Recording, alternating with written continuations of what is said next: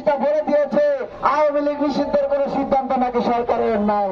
আওয়ামী লীগ নিজের নামটাই একটা নিষিদ্ধের প্রতিচ্ছবি।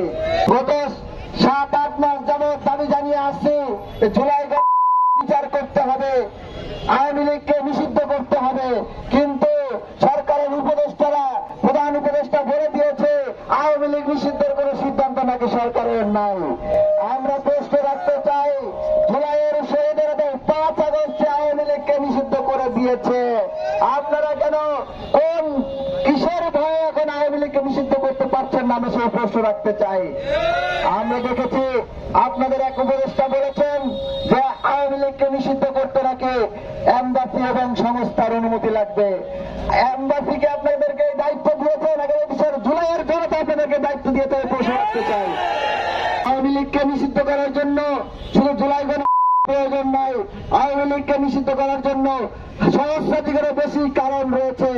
এই আওয়ামী লীগ পিলখানা সংগঠিত করেছে, এই আওয়ামী লীগ 28 ফেব্রুয়ারিতে চালিয়েছে, এই আওয়ামী লীগ শাপলা চত্বরে নিরীহ আলেম সমাজের উপর গড়েছে, এই আওয়ামী লীগ শেয়ার বাজারে লুণ্ঠন করে লাখ লাখ মানুষকে পথে বসিয়েছে, এই আওয়ামী লীগ গত 15-16 বছরে প্রায় 11 লক্ষ কোটি টাকার বেশি টাকা পাচার করেছে, এই আওয়ামী লীগ 26শে মার্চে মোদী বিরোধী আন্দোলনে চালিয়েছে।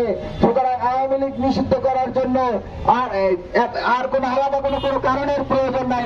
আওয়ামী লীগ নিজের নামটাই একটা নিষিদ্ধের প্রতিচ্ছবি। মাঝে মধ্যে মনে হয় যে এই সরকারের ঘুড়িটা ইন্টারিমের মধ্যে ওড়াউড়ি করলেও নাটাইটা যেন কোনো বিদেশি কোনো এমবাসির হাত থেকে নিয়ন্ত্রিত হচ্ছে।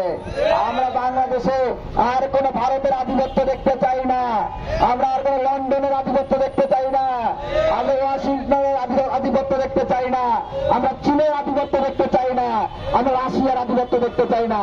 আমরা হুঁশিয়ার করে বলছি, কাল বিলম্ব না করে আওয়ামী লীগকে নিষিদ্ধ করুন। যদি সেটি করতে ব্যর্থ হন, যদি আপনারা এমবাসির কথা মতো চলেন, যদি বিভিন্ন সংস্থার কথা মতো চলেন, তাহলে আমরা আর এক জুলাই গড়ে তুলতে বাধ্য হবে। লড়াই হবে, লড়াই লড়াই লড়াই চাই, লড়াই লড়াই লড়াই চাই। আবু সাইদ মুক্তি।